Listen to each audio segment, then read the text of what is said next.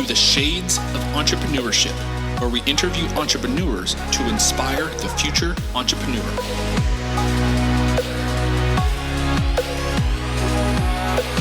I'll be your host, Mr. Gabriel Flores. So grab a drink, sit back, relax, and enjoy the show.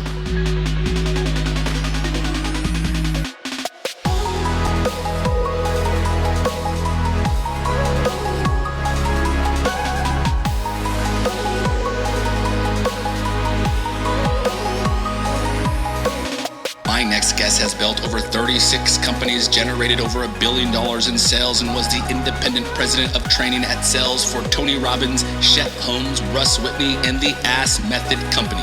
Please welcome the founder of CEO Sales Strategy, Doug C. Brown. Hello, everyone, and welcome to the Shades of Entrepreneurship. This is your host, Mr. Gabriel Flores. Today, I'm here with Doug Brown, the CEO of CEL Sales Strategy and a sales revenue and profit growth expert. I'm very excited about this conversation because, folks, you know how much I truly love talking about scaling and creating generational wealth. But before we get too far, Doug, introduce yourself. Who is Doug Brown? Well, if I knew that, Gabriel, I wouldn't need all that therapy. That right? No, I'm just kidding. You and me both, brother. You and me both. First, thanks for having me on the show. I really appreciate you having me here. I started working at the age of 3, and I worked for my dad's business at the age of 3. I swept floors actually for 25 cents a week, and I loved it because I was around the adults and I got a shiny quarter at the end of the week. And back then you could buy a lot of candy for 25 cents. So I probably went into a diabetic coma a few times when I was a young guy. And I worked my dad's business all the way through when I got out of high school. And then I ended up going into the military. I always had side businesses, growing up. After I got out of the military, I went to college because that's what you're supposed to do. And I was selling music equipment through college, and it was an awesome job because I get to work with all the bands that, many of us at that time were listening to on the radio. And I had my degrees, and I decided, well, I'll try a shot at the degrees. And I went and worked for a hospital because I had them in biology and nuclear medicine. And I realized, man, I'm in a business, and it's not what I wanted. It's not what I signed up for. I wanted to help people. So I decided to take a sales job for a corporation, and I did. And I became the number one person out of over 300 reps at that company. And during that process, somebody asked me, would I like to be a coach? Because I was helping a coaching company with their telecom services, and I was giving them all kinds of advice on how to grow and scale their business. And I said, well, I used to play some semi-professional soccer. Yeah, that was my response. I didn't even know what the hell they were talking about, Gabriel. And so they said, no, let me tell you what we're talking about. You could be a business coach. And I said, well, that sounds like kind of fun. So I did. And along the path, I helped this guy named J. Conrad Levinson, Gabriel. He was what they called the father of guerrilla marketing. And I helped him grow his business a bit. He introduced me to a guy named Chet Holmes, who wrote a book called The Ultimate Sales Machine. I then asked them, can I be a coach for your company? And they said yes. And I became the number one selling coach within the first 6 months of their business. And that just kind of led on to me working with more and more companies. Eventually, I became the president of training and sales for that company. And then, a small stature figure named Tony Robbins wanted to buy into the company. So I ended up becoming Tony's president of sales and training for those companies for 7 years. And it just kept going. So we worked with thousands and thousands of companies through those things. And that's where I really learned the methodology that I deploy through working with these thousands of companies. And I look for the overlapping things what got them to move from point A to point B? What are the metrics? What are the optimization points? And that's how I ended up, doing what I'm doing today. I know it's a long breathed answer, but I mean, that's how it happened. No, this is a perfect segue because I love hearing the history of the entrepreneurship growth just so I can dig into it a little bit. So we're going to go ahead and bring it all the way back to age 3. Please tell me, what the heck was your parents doing to kind of get out there and start working? So what business did your parents have? So my dad owned an electric machinery, electric motor repair business. So we did, new sales, repairs, industrial equipment, repairs. And I still don't know. All my brothers went through the same path, right? We all started very young. I was thrust out in front of clients by the age of about 5.5 to 6. And I would sit there and write orders and take tags in, as we called them back then. So I was getting orders in. I'd figure out the cost of parts. I would sell these parts. And then I got 25 cents an hour. So it was like, woohoo, I was like really in the dough, right? But what always stuck in my brain was, okay, we just bought a part for $1. We marked it up to $2 and we sold it at $2. And I just sold, say, 11 of them today. So that means I made $11 off these parts. I'm getting paid 25 cents an hour. So if you do the math, I made more selling the parts than I would have, and so I think that concept of leverage kind of kicked in at that point. And all my brothers went through the same path. So I don't know. I never had the chance to ask my dad. He died young. Was this by design, or did you just need low-cost labor, or what was it? I don't know. And my mother, she was a nurse, but she sold Avon, and she was very successful at Avon. She made more money in Avon. I don't know why. She loved being a nurse, so that's probably why she stayed as a nurse. But she was always that connector type of person, right? And I remember traveling around with her when I was 3 or 4 years old, and we'd go to the Avon parties, and people would place their orders, and I'd be putting all these lipsticks in bags, fulfilling the orders, and we would figure out what her commissions were on the product sales. And so again, I think I don't know. I never asked my mother that question either, but maybe they needed a babysitter and nobody would take care of me. I have no idea, but I do know that schooling actually led me into understanding the power of leverage. And I always loved entrepreneurship because I just looked at that as that's freedom, right? Even when I tried to work for companies or corporations, I always tried to pick jobs that had some type of entrepreneurial freedom to it because I didn't want to be stuck in a cubicle. I didn't want to, have somebody being able to tell me this is what you can only make, those type of things. So yeah, that's how it all happened. And I wish I had the answers to those questions, but I don't. So no, and I love that your mom, I got to tell you, my mom also dabbled in the Avon world, so I think there's probably, what was the other candle one? I can't remember exactly the candle. Oh yeah. There was my goodness. It's Avon Candlelight. And what's the other one? And then Mary Kay was the other one, I think. There you go. I'm telling you, I think it's kind of funny. I always believe that women are like the first true entrepreneurs in the world, right? They're the ones that truly have to do it all, even at the home base sometimes. And so much respect to your mom and your parents for teaching you at a very young age to do amazing work. Now, not only did they teach you about the business, but then you kind of pivoted. You went from being an entrepreneur to going to education for biology, nuclear medicine. Very difficult education, mind you. Tell me about that process, and then tell me about your transition. Did you end up going into the healthcare industry, or did you just straight transition into entrepreneurship? Yeah, so my thought was to be a doctor, right? Because, all my friends thought I was crazy growing up because I had all these side businesses, and we had a body shop, a Christmas tree retailing store, locations. We were dabbling in the flower business. We had a landscaping company. I mean, we just tried all these things. And most of the people that I hung around with, except a couple of my friends who were entrepreneurial, they didn't get it. And the thing is I always had way more money than I needed while I was going through high school or even grade school. And so I loved the fact that if I wanted something, I could go buy it. right? If I wanted to buy something for my family, my mom, my dad, my girlfriend, whatever, I could just go do it. And as I got a little older, I realized even like, you know, I want to have more money than I need, right? Um, I guess we could call that healthy greed, right? Yeah. Really, when it comes down to it. So I was looking at maybe becoming a doctor because as an entrepreneur, especially when you're young, you don't really realize that there's a pathway.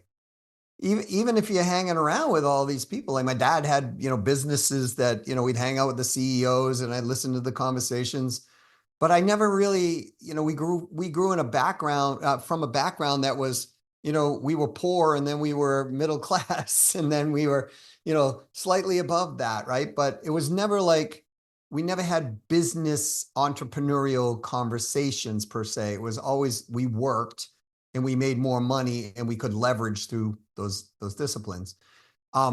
So I think what happened was as I was going through that, I was like, man, what am I going to do? Like, you know, and I'm sure a lot of entrepreneurs have felt this way because I've talked to them, and they're like, well, I don't know. Could I do that? And then your brain kicks in, well, I can monetize this. I can monetize that. And it's like, well, you know what?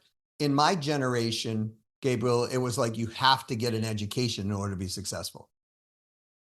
And so I said, you know what? That's what I'll do. I'll go back and get an education. And so I meandered around in the school system for a long time because I couldn't figure out the major I wanted. I was like, well, I'll learn languages so I can communicate better with people, right? And then it's like, well, what are you going to do with languages? You can't have a job just with languages, right? So then it was like, well, what are these hard skills? And I always liked the medical field because I liked helping people. And so I ended up getting my first degree in biology. And I remember my oldest brother, I was walking across the courtyard from the library at the university I went to. And he said, Doug, you've got a ton of credits. What are you going to do with all these things? And I'm like, oh, yeah, I probably should do something. I've got a degree in biology. So, I'll go in the medical field and then I'll go be a doctor. And so I got my degree in nuclear medicine to get my pathway there. It was probably the dumbest thing, but the best thing I've ever done. When it comes to education, because I quickly learned when I got into the hospital setting, like, this is not what I thought it was going to be. Right. And the other reason I did that, Gabriel, is because I was still in the military during the time that I was there. And I could be promoted to an officer's rank with the degrees that I had. So that was the other thing, because, if you're putting the same time in, but you get paid twice what you're getting paid, why not? Right. Yep. So that's kind of how it came along. And then what I really, really, really wanted to do, this is going to sound like coming out of left field, is I really wanted to be a professional musician. Oh, interesting. Yeah. And I discovered that through going through the biology degree because I was taking music courses, minor, and I always played in bands growing up.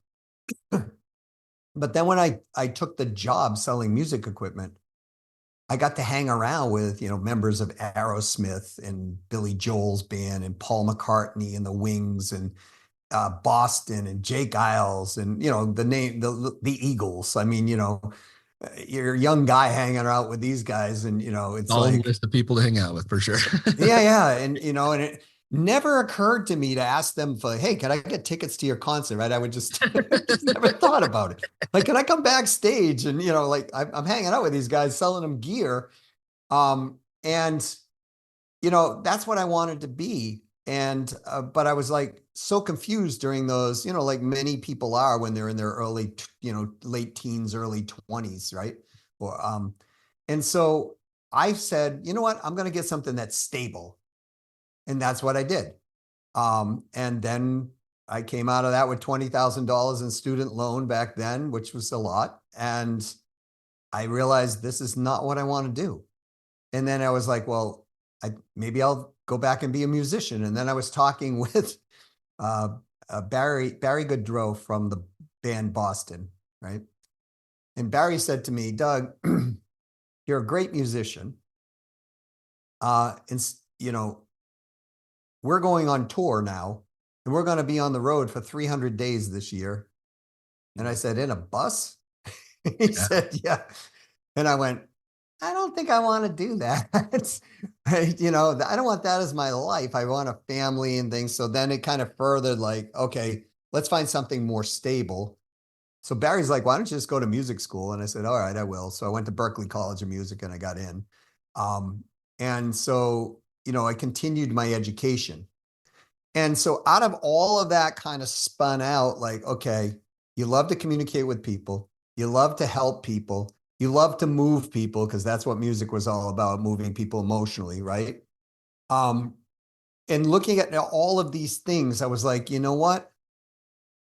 I was successful in selling music equipment. I was successful in other disciplines. I was successful in my dad's business. Why not give this thing in sales a try? And that's what happened. And that's when I ended up in a corporation that I was the number one rep out of the, I think there was 323 reps or something. And I was selling so much, Gabriel, that the CEO called me one day and said, hey, do you want a $450,000 a year job? And I was pretty flattered. You know what I mean? Like, I was making a good six-figure income at that point, but 450, that was like, woo, like, so, and then I learned like, okay, this is the ultimate leverage tool. And so if I can take that and apply it to business and teach businesses that you're not in X business, you don't sell, laser guided, things for whatever, or you don't sell, you're not in the business of medicine. You're not in the business of manufacturing. You're not in the business, you're in the business of sales. And you just happen to be manufacturing a product that you deliver, right? And so I started looking at business that way. And then I started helping companies and I started coaching for that, for Chet Holmes. And then I was helping companies on my side, on my own on the side.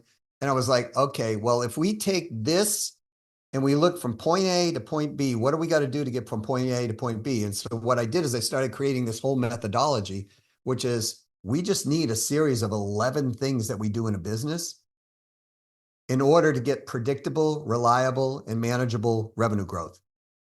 And I just kept duplicating these things over and over.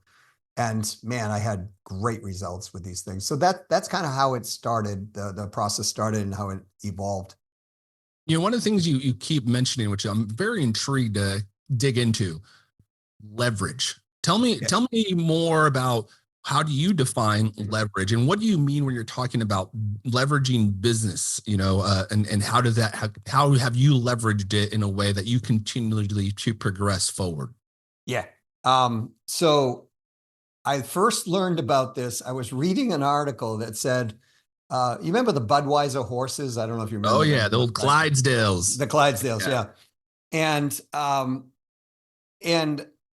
I was like reading this and it said, well, one Clydesdale can pull, like, I can't even remember, like, I don't know, 10,000 pounds or whatever it was. Right.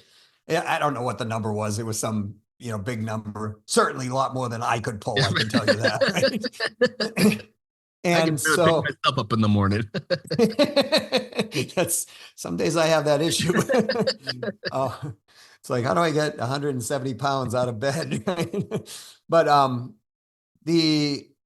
But it pulled this, let's say it could pull 2,000 pounds. I don't know what the number was, but then it said, well, if you have 6 Clydesdales, like they had pulling the Budweiser thing, it wasn't like 6 times 2,000 or 12,000 pounds.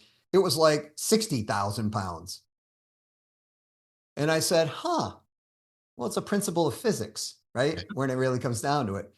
And because I had a degree, sometimes connecting the dots back, because I had a degree in nuclear medicine, I had to do nuclear physics and I had to do all these physics courses.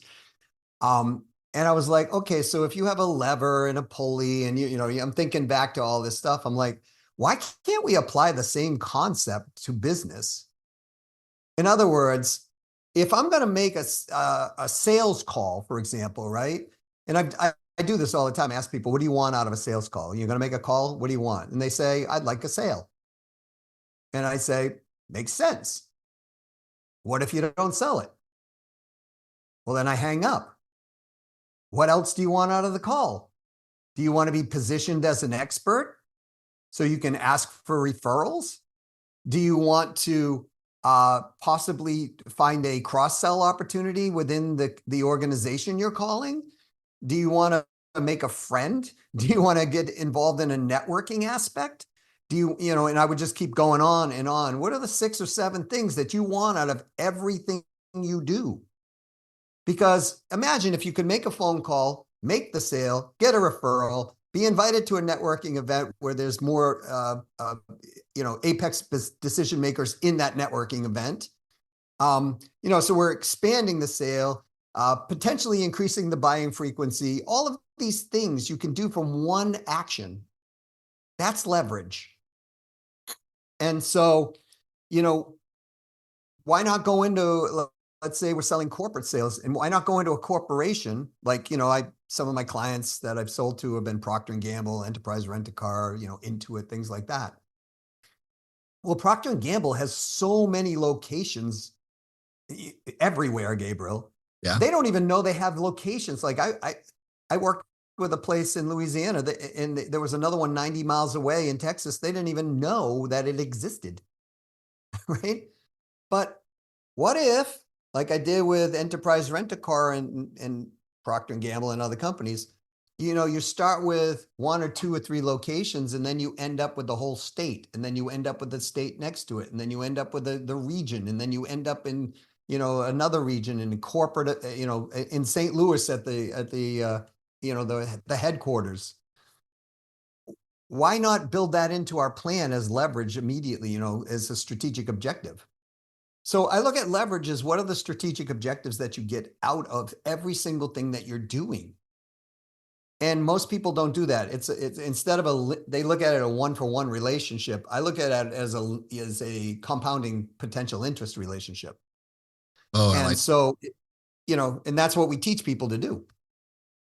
I think one of the things you mentioned, the compounding relationship, I always tell people, I work in healthcare. So healthcare is a very unique industry in the fact that doctors and the nurses, right, the healthcare professionals don't necessarily want to talk about the revenue piece of the healthcare, right? Because their focus is really, supporting patient care. However, it's the administrative CEO, COO, right? They're the ones really focusing how do we build revenue. And so one thing I always talk about, and I really like the way you said it, is I really focus on building relationships, right? Because to your point, my end goal is to get a referral, to get a complex referral case. I want a heart transplant from your community, right? But like, as Doug mentioned, well, what happens if I don't get that heart transplant? What else is my ask? I just drove 4 hours away to have lunch with this doctor. What else am I wanting to do? Right. And I really like that piece, because that's kind of like, it starts my sales funnel. Right. Okay. My ultimate goal is for them to be a loyal consumer, right? And send me referrals. And now I have a influx of, complex surgical cases. Well, okay. Well, what's the one above that? Right. Well, if you start from the very top, I'm just trying to create awareness of what I'm doing. Right. Becoming, like Doug mentioned, trying to be the subject matter expert in that region. So if they're not going to send in referrals, oh wait, but you know what? One of my colleagues is actually needing some of your guys' service. Would love to talk to you, one of your complex surgeons. Right? So I always look at business as it's like chess. Like I'm playing chess. For every move, I'm trying to set myself up for the next move. But the end goal is monopoly. I want to own the whole damn board, right? And it's like the way you build the relationships and the value streams you created is important. And I'd be interested to understand, one of the things you mentioned. Let's go through the process of a sales call. Your goal ultimately is to get a sale, but for those individuals at home that are listening, with that mindset in mind, what would you encourage them to kind of start thinking of, or questions maybe you should start asking on that phone call, or maybe even other objectives of that phone call that these individuals should start thinking about versus just thinking about only the sale? Yeah, I think we start with the objectives first, because the objectives then lead to the questions that we ask, right? And so, if somebody's making a cold call, firstly, I just want to step back 1 sec. The purpose of a cold call is not to make a sale. The purpose of a cold call is to get to the next step of the process, right? And that's another mistake that people make. They're trying to close a deal on the first on the first Everybody call. was taught that ABC, right? Always be closing. Right. Yeah. Yeah. The Glenn Ross thing has kind of gone sideways you know, and faded from today's way of doing selling. Because, you know, now information is so prolific that frankly, marketing and sales are no longer separated. And please, no hate mail, folks, on this, but you know, It's true. the reality is it's never been separated, but it was divided. There you go. Right. So, you know, I was in the military and I worked in, you know, in the, at one point in the artillery. Right. So I look at, I also, you know, hung out with everybody else in the infantry as well. So, you know, the infantry runs out into the field with the artillery gives them air, you know, gives them firepower coverage. Right. Well, that air coverage, or the firepower coverage, that's marketing. Right. The people go out on the field, those are your salespeople. So if we have a mismatch between those two things, bad things happen on, you know, and in business, the same thing. And so I would ask, what are your objectives first? And one of your objectives must be to make sure that we're actually talking to the real, true apex decision maker, not just a title. And so if the objective is to get to that person, then regardless of who you're talking with, that's one objective you want to get. Like you just said, you wanted maybe a referral, right? The second thing is that I would say as an objective is, how do you want to be positioned? We want to look at our positioning. Do we want to be positioned as an expert? Do we want to be positioned? And by the way, the answer is yes, you do. There's really no, but you know, do we want to be positioned? Let's say that we're dealing with, you know, a highly Catholic hospital or something, right? You know, that's going to be handled slightly differently than say a hospital that, you know, they're known for just aggressive profitability, right? So that's another, you know, objective. How do we position for that? How do we position for, as you said, referrals? I like to position for not just one referral, but multiple referrals. Yep. And I would like to find out if there's any other opportunities within the organization. So internal expansion or external expansion. Yep. So all of these things you want, you know, I would advise people just to write them down. Now, when you first write them down, it's going to feel potentially a little clunky because, you know, they're not used to it, Gabriel. And from there, then you could start to, you know, weave in your questions into the conversation. You know, simple one on referrals would be, you know, do you have other departments or divisions that, you know, are potentially also could use these, you know, having these type of challenges or looking for these opportunities? And if they say yes, well, that opens you up for the next question. Yep. Right. So I would map it out, put down the objectives, and then I would map out some of the questions. And here's a little thing for everybody. When you're mapping out questions, you're looking for a yes state answer. So don't ask a question that's an obvious no, right? Because what you're really looking for them to is go, sure, yeah, yes, right? We're trying to remember, we're moving from step A to B to C to D. And the other thing that you're always wanting to do is in your questions, please ask yourself this question. Is this going to make them go, whoa, yeah, wow, I want to hear a little more of this? Or, so what? Heard that 20 times, you know? Because if you're asking questions on the latter, then what ends up happening is you're actually depleting your opportunity to get to the next level. Yep. So again, these are little points of leverage, Gabriel, right, along the path. And this is not manipulation. This is pre-planning. Yep. Right. And so that would be what I would recommend. You know, start with the objectives, and then that's when you want to, you know, sit down, write out some questions, and put it to the test. Am I possibly going to get a yes state out of this? Am I going to lower buyer's fear and increase the buying confidence? Am I going to have them raise their eyebrows out and go, whoa, I would like to hear more about that? Or are they going to go, yeah, so what, kid, right? And that's how it all starts. Yeah, no, I agree. And so folks that are listening, let me put this in a practical sense for you into my own specific industry in healthcare. So very much what Doug's saying. So the top of my funnel, the top of my sales/marketing funnel is the awareness piece.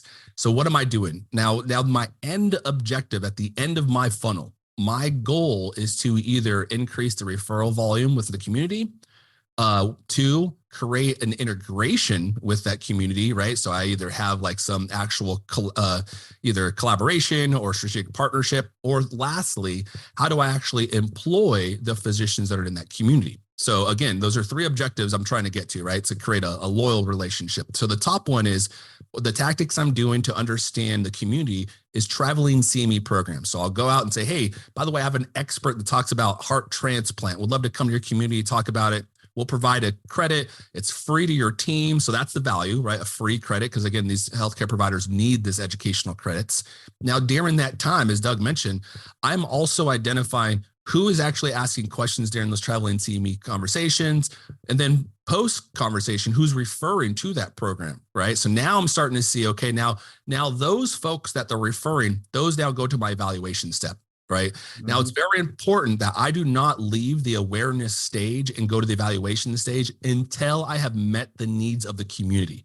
Because then once I get into the evaluation stage, I'm going to start asking questions that are going to benefit my system, no longer benefit yours. But so it's imperative that I first acknowledge and represent and help support the community needs. Now, the evaluation and then the marketing piece on that stage is going to be like flyers and fact sheets and newsletters, right? Now, when you go to the evaluation piece, no longer am I doing education. This is actually in-person, one-on-one conversations with the provider. Because to Doug's point, I have now identified during the CME phase, I've identified who is the apex, who is the decision maker, right? So now I'm actually having meetings in the evaluation stage with the decision maker. So the marketing side, what are they doing? Well, they're no longer doing flyers and fact sheets, but now they're actually getting market data for me. How many patients actually live in that community? How many people are insured? How many patients do our insurance cover? How many people actually travel out the community for care? What hospitals do they go to? And so we're getting a lot of information and insight, because it's also imperative for us to understand, is the juice worth the squeeze? Okay. Yep. Now, the next section, once we've identified an opportunity, okay, so the next section is conversion. Now I want to convert you from a referring provider to, okay, now we've identified an opportunity to do a shared patient model, right? Or a collaboration or something. So that's that conversion stage. Now, once I've done the conversion stage, that's where the contract people come in. The marketing piece kind of goes away at this point for this stage, because again, this is going to be more contracts, more conversations, intertwining things. Now, don't get me wrong, marketing will be a piece of it, because obviously if we're doing an integration, they're going to want to know, hey, how can we use the brand, right? What's the brand guidelines, so on and so forth. But that's more of a conversation like, here's what you get with the relationship versus how is marketing going to intertwine with that conversation. And the last piece is the loyalty. So once we solidified this relationship, now I have a shared patient model. Now it's about me recurring, going back to that community. Hey, how are things going? How are we doing? Making sure that they have access to, whatever needs they do, continuing to build up that value proposition. Now, folks, again, I tell you this, this is the strategy I use. I've been in healthcare for over 22 years. This sales/marketing funnel is transferable to almost every business. You just need to change your tactics and your objectives a little bit, right, to align with yours. Like Doug was mentioning, the marketing segmentation piece is also important. The message that's going to go to the apex, the decision maker, is going to be different than the message that's going to the gatekeeper, right? The gatekeeper is the person that you have to actually work with them to schedule a time to meet with the providers or meet with the clinic or so on and so forth. The message with them is going to be much different than the communication I'm giving into the providers, right? And so also understanding what message you're going with, because again, you have to create value for the gatekeeper, right? The person that's going to let you into those meetings. What's the value to them in their entire clinic and their community? That's what you're focusing on. Then when you get into the provider side, now it's like, what is the value to me and my patients specifically? How are you going to make it easier for me to offload these complex cases? Are you going to communicate back? The last thing I want to do is send a patient to you and they're upset about the care that they give. So it's really about creating that loyal, and that's what's essentially creates a loyal referring provider on my kind of industry. Again, it's transferable, the marketing sales funnel, just making sure that I really like what Doug said, starting with your objective first. So you have to know what is my true north? What am I trying to accomplish? And then start to think about how can I get there? To Doug's point, you might get a no at the beginning. You might get a couple of no's, but you got to keep on figuring out what's the value proposition to get you in front of those individuals. So then you can kind of start having the yes conversation, the yes dates, right? The yes dates conversations, so I really do like that process and that strategy, especially Doug, I would love to hear your kind of sense. Do you use like a sales and marketing funnel, and do you feel they are transferable to an extent across all industries? We're selling to people. So, anything that relates to one person can be transferable. What changes is the messaging and sometimes the delivery of the messaging, right? Yep. So as you said, if you're dealing with the CEO or you're dealing with the person who's answering the phones, it's a different message, right?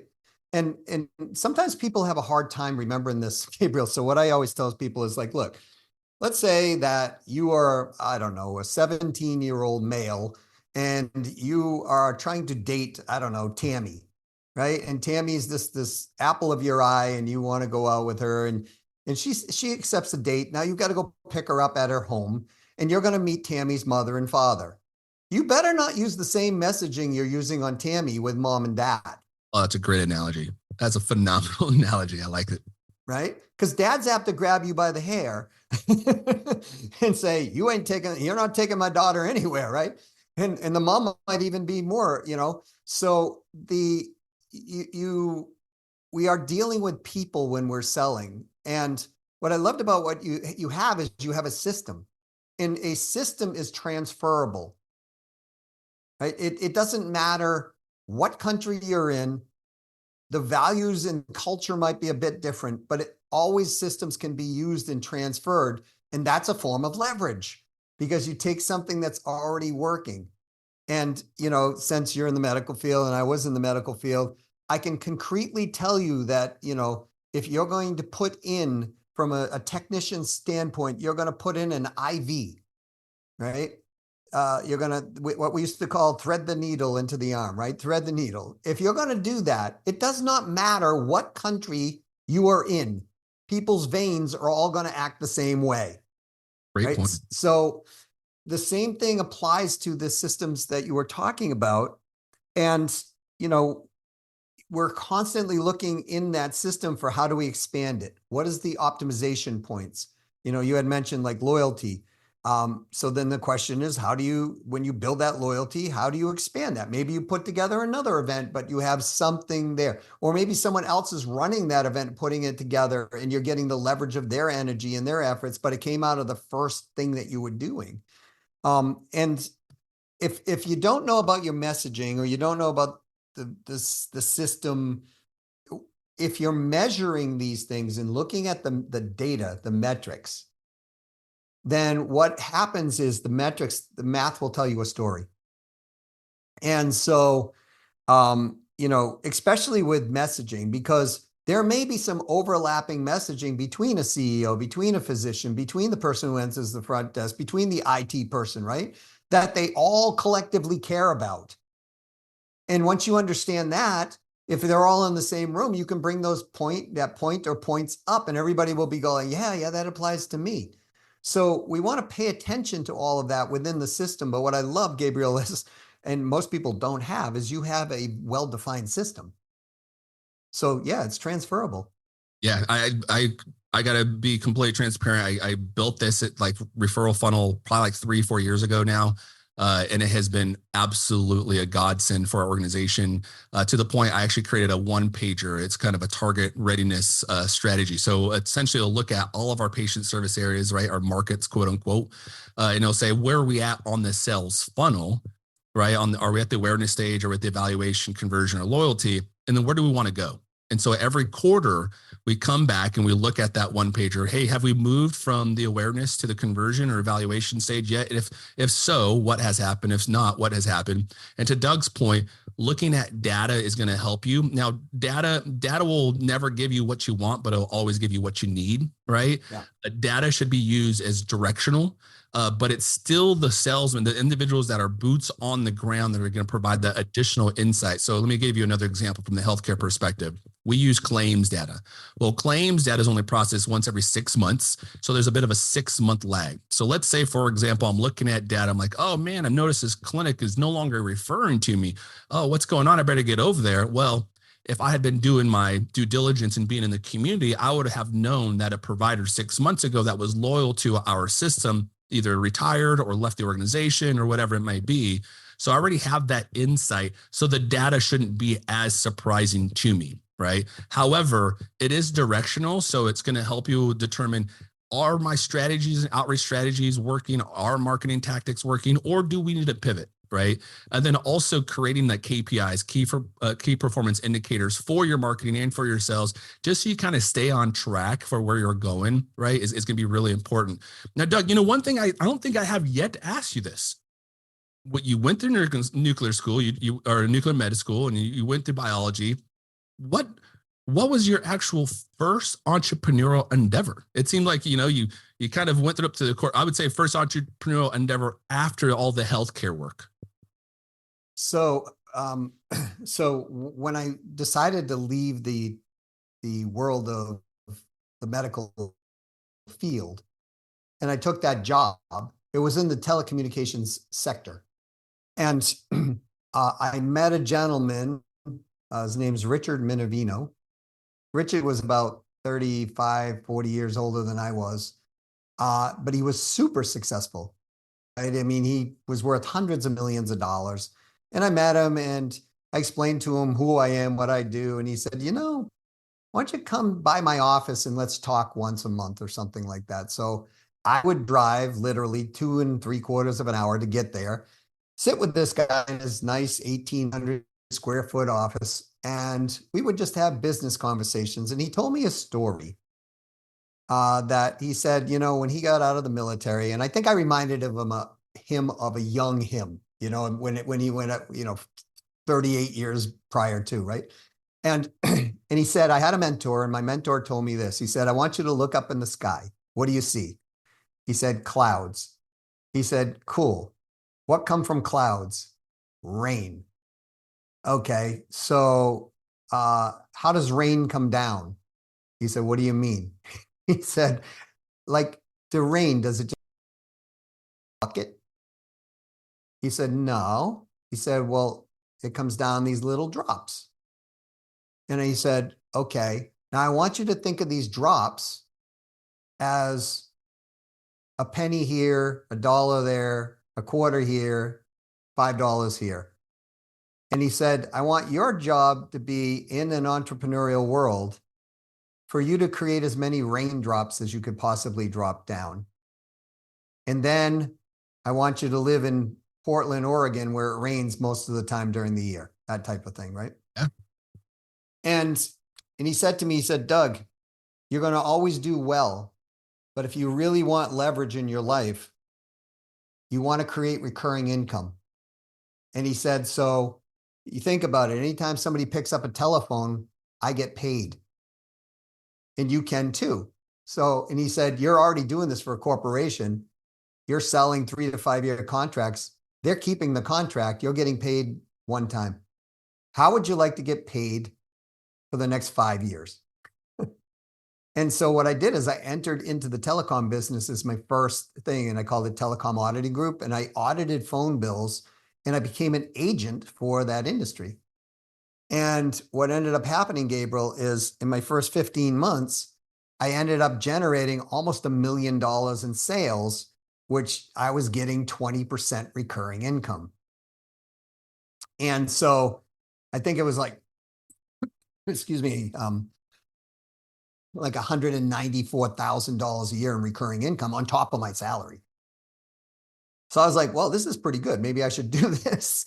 And that was my next entrepreneurial venture. And I had that company for 5 years and then had moved on into the training space with Chet Holmes and Tony Robbins. And that income kept paying me for 11 years after that, and when I stopped. So that was my next, my next foray into an entrepreneurial world. And then, I just had invested in different things and trying to get the recurring to continue, whether it was real estate or whatever it might be. Because one thing Russ Whitney always taught me was you make your money in business, but you park it in other avenues, other investments.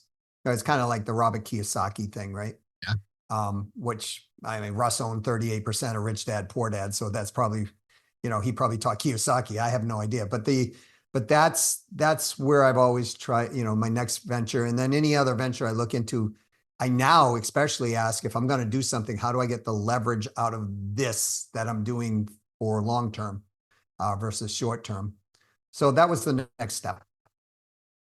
I really like that concept because the way I kind of look at revenue too, I think of it as like a big lake, right? My bank account is a big lake, and essentially I'm trying to create streams of revenue to maintain that level of water so I can use the boat and the jet skis in the summer, right? And have those opportunities.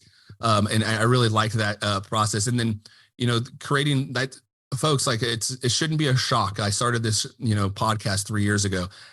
Before I even started recording, I intentionally went and got the Shades of Entrepreneurship trademarked. I went and got the Shades of E trademark because the goal when I'm building out this podcast, so hopefully a larger organization, YouTube or whatever it is, if you guys want some money, hey, I'm happy to license out this podcast. You can use the Shades of Entrepreneurship brand, right?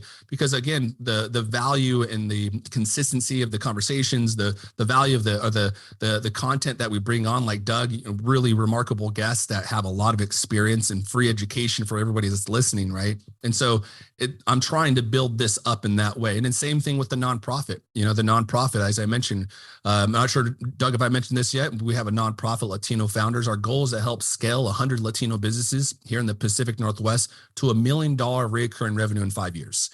We've raised over about $600,000. We have a 10-week business agnostic business accelerator program.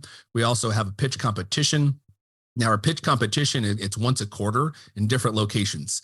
So, for example, folks, we had one earlier this year in Bend, Oregon. Now, the winner of that location, we call it a community pitch competition. We gave out $10,000 in unrestricted grant funding at that event. However, the winner of that event was invited to pitch Portland a couple of weeks later, where we gave out $30,000 of unrestricted grant funding. And again, the goal is to kind of create synergy and collaboration across our communities.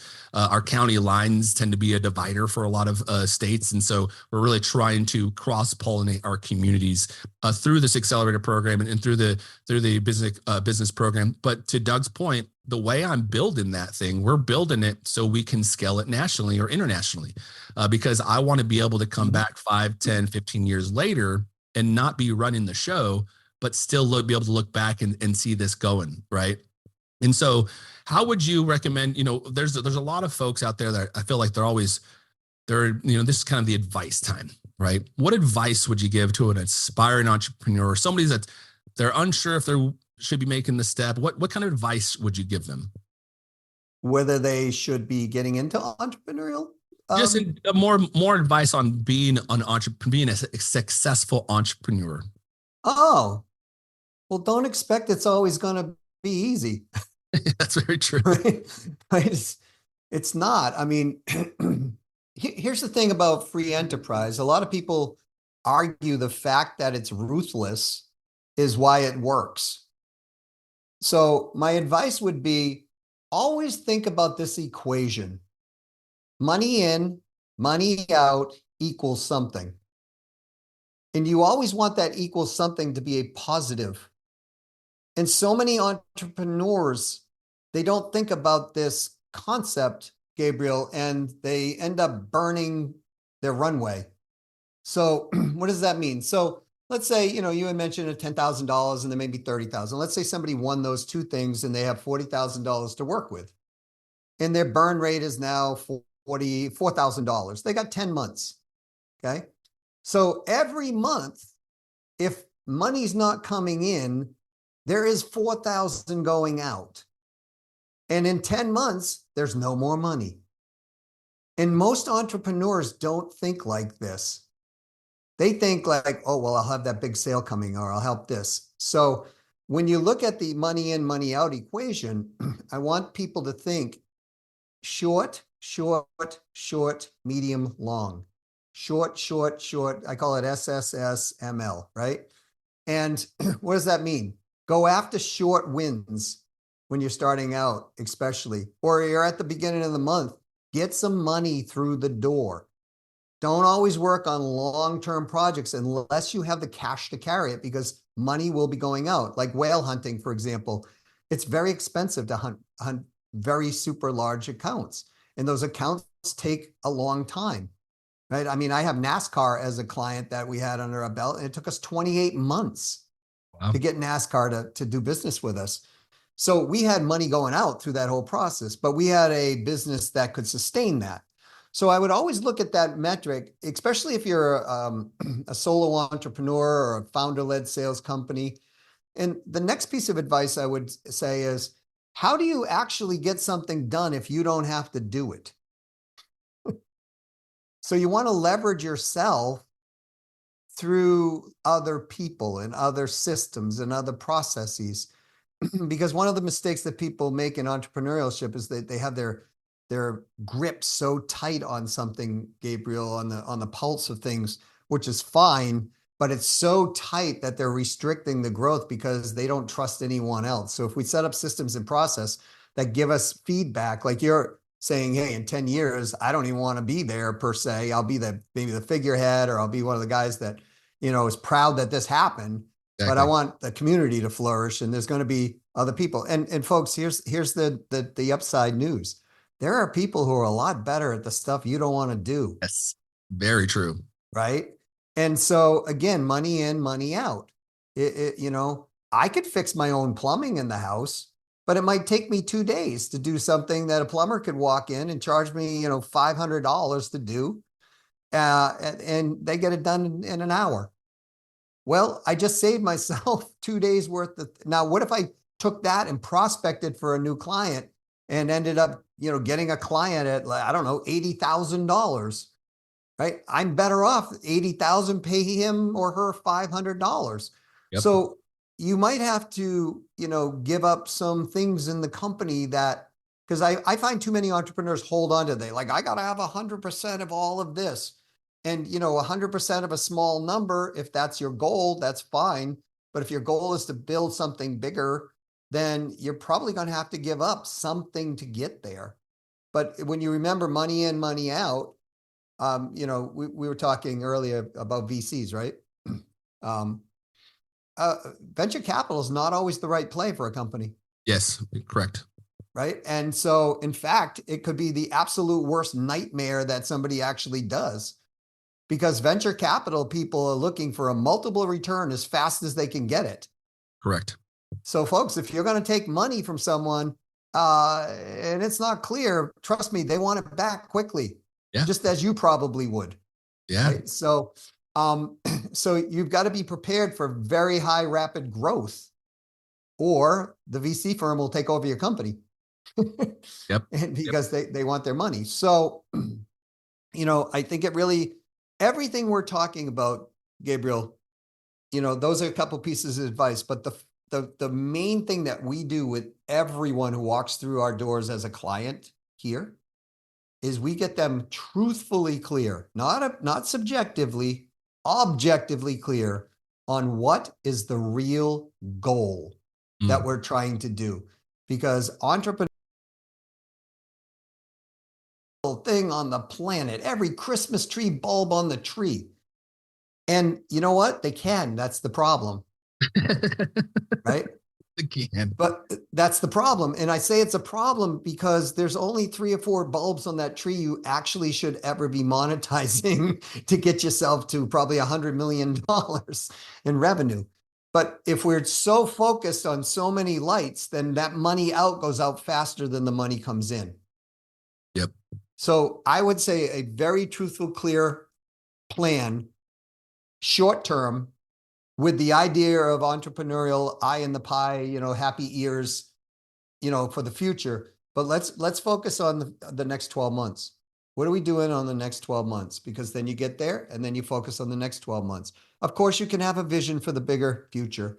I'm not trying to say you can't, but if you're projecting out 15 or 20 or 30 years, there's so much stuff that happens. If anybody doesn't believe this, I'm going to say one word: pandemic. Yeah, I was going to think the same thing. All right. And, regime changes, presidential elections, all of these things affect different things.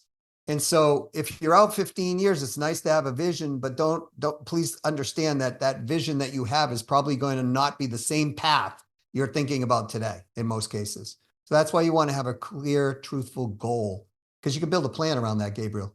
Yep.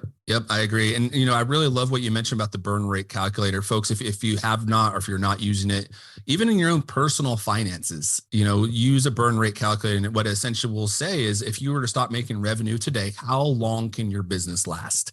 And then also think about not necessarily think about vertical integration as well when your organization.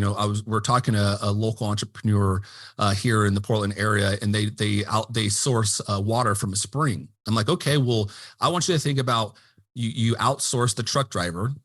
So what is the cost of actually owning a truck? What's the cost of you hiring the truck driver?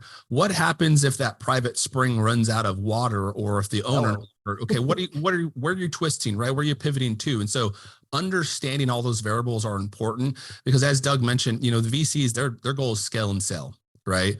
However, having an exit strategy, because again, it's either out of necessity, because a life-changing moment happened, you got sick, or your partner passed away, or whatever the case may be, right? Having those nuts and bolts in place are going to allow you to have a better exit. Because one thing I'm starting to learn is, as founders and entrepreneurs, we overvalue our company quite a bit sometimes. Oh God, yeah. And then once we actually go to the evaluation and we see what it's valued at, we're like, whoa, that's much lower than I anticipated. But you really want to make sure some of these things are in place. And to Doug's point, sharing the policies and procedures. I use ClickUp. I'm not sure if folks are familiar with it, but essentially all of our documents, all our policies and procedures, our onboarding, our executive committee search, finances, all of that's on ClickUp. Right. So the beauty of it is it might be on a shared drive or somewhere else, but I'll embed that document there, and then I'll let them know exactly where that document lives, who the owner is, and when it was last updated. Because again, on a yearly or quarterly basis, I want them to come back and check some of those policies out to make sure we're still aligned. Because as Doug mentioned, there might be a regime change, and some of those work policies might change, right? Like we've recently seen. And so the 2008 real estate crisis was another big changing point in all our lives. There's a lot of things that occur that you can't plan for, to Doug's mention, that 10, 15-year pipeline. But if you're doing, 1 year sprints, we're actually working right now and doing some sprints for the nonprofit. And kind of to Doug's point, one of the first things I identified is, what is actually the best return on investment? What sprint should I be focusing on first? And guess what we said, Doug? Sales and recruitment, I hope. Yeah, dang right we did. Marketing and sales. We got to get out there and build it out. Now, don't get me wrong. We have sprints that are kind of running like a parallel universe. So we're making sure, the website's up to date and the policies have been reviewed. But at the end of the day, if we're not making any sales and we're not marketing, nobody's going to know what the heck we're doing, and we're not going to make any revenue, And I was in Los Angeles at an event. I don't know if you know who Jay Abraham is. Jay was a kind of a famous consultant of consultants years ago. And this was like 20 something years ago. I was at this event, and Jay did something brilliant. He like invited entrepreneurs up who have been having some success or have some challenges, and they get at the microphone and they say, this is how I built my $17 million company. This is how I built my $10 million company. This is how I built my $5 million company. And to my dismay, the audience was like, oh, I've had enough of this. And I'm writing all this stuff down, Gabriel. Like, oh my God, geez, what, gold here, right? Yeah. But the next lady up said, I have this nonprofit organization here in Los Angeles. We feed homeless. We do this, we do that. We've got 200 and something people that's in this organization. And Jay said, well, what's your challenge or what are you looking for? And she goes, well, we're damn near out of business. And he said, well, tell me. And she said, well, I can't really pay the bills. I've got this going on, that going on, this going on, this going on. And he said, well, why are you doing this? Well, it's the mission. And he said, well, here's what you want my advice. She goes, yes, cut half your staff and make yourself profitable, and then build a sales team to go out and start selling for your organization. She goes, I can't do that. He goes, then you'll be out of business within 3.5 months. Yeah. So you're highly intelligent for focusing, not just for this, but for many things. But, in business, remember, we started this conversation off, right, Gabriel? You asked that question. It's like, what business you in? You're in the sales business. All businesses are in the sales business. Microsoft is in the sales business of selling computer software and computer hardware, right? And other things. But most people, when you say, well, what business you're in, they'll go, well, I'm in the software business. I'm a chiropractor. I'm an attorney, right? I'm in the law business. No, if you don't have patrons walking through the door that you got to represent and they're paying you money, you can still have your law degree, but you're not going to be a practicing lawyer. I mean, it's that simple. So no matter what business we're in, we must focus on that particular issue. And I'm so happy because the number one thing that nonprofits have, challenge, cash flow. Yep. Yeah. I mean, we're like, again, to your burn rate calculator, we start looking at the burn rate calculator. Okay. If we're getting no grant funding and raise no money, we got a 7-month runway, right? We brought in an executive director. And to your point, we've had opportunities to scale beyond the Pacific Northwest, but I have been cautioned because, again, operational costs. Now I'm starting to do cost analysis for our events. Okay, what does it truly cost to run a pitch competition? The vendors, the catering, the venue, all the time we actually spend pitch coaching these individuals and getting them ready. Well, if I were to do that across the country, okay, well, now I'm adding air flights, all these other things. And I still want to give out, the crux of it is to give out unrestricted grant funding, right? So then I'm starting to think, okay, well, if I do this outside of the state, I'm going to need X amount of money in order for it to just be viable, right? And so that's what we do. If they're interested in coming to us, like, hey, this is how much the competition costs, I'm going to give them the entire breakdown. However, I'm willing to work with you and your community to identify philanthropists that will help support some of the things, maybe a lodging, right, for a local hotel, or, an airline providing some air costs. And again, we'll provide them opportunities to market. So they'll get their, opportunity to again, create another sale, because that's their goal too.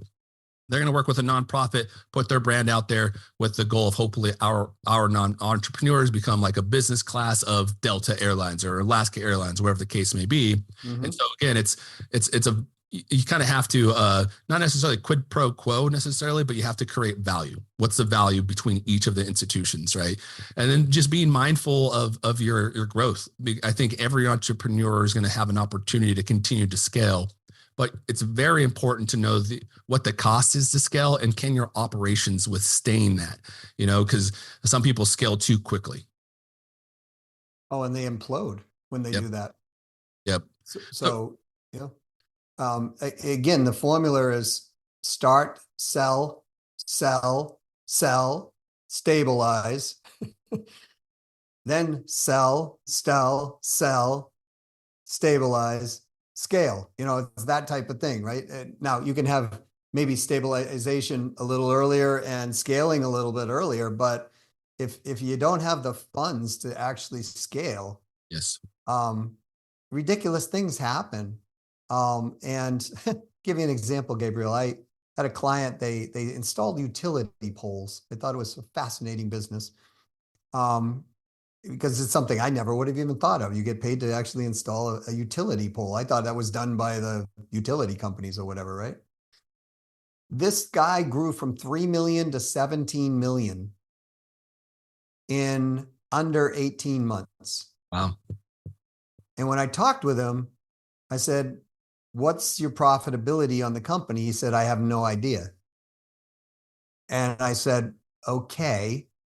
How much money do you have in the bank? And he told me, and I said, that seems really, really, really low. He goes, well, yeah, I think we're not getting the money in as we should. And I said, can we take a look at your books?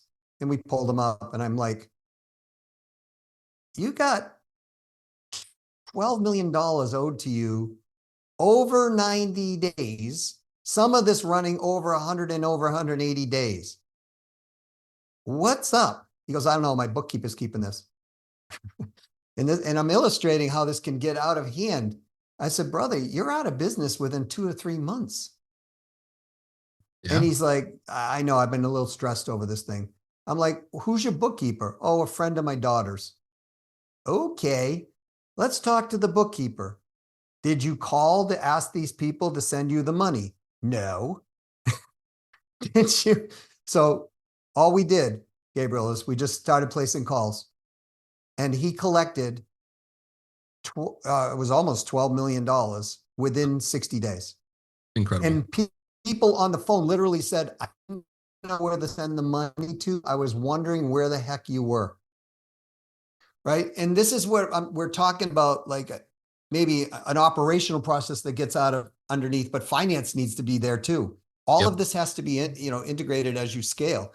So if you don't, things can happen, and sometimes big things are amazing, and sometimes, like Zoom, but sometimes, big things can happen, like IndyMac Bank. And if you don't know who they are, folks, look them up. I think they were the 5th largest bank. They're no longer. Yep. That's very true. So, yeah. I love it. Doug Brown. Now, Doug, for those folks that are interested in learning more about you, maybe they want to connect with you online. How can they find out more about Doug Brown and CEO Sales Strategies?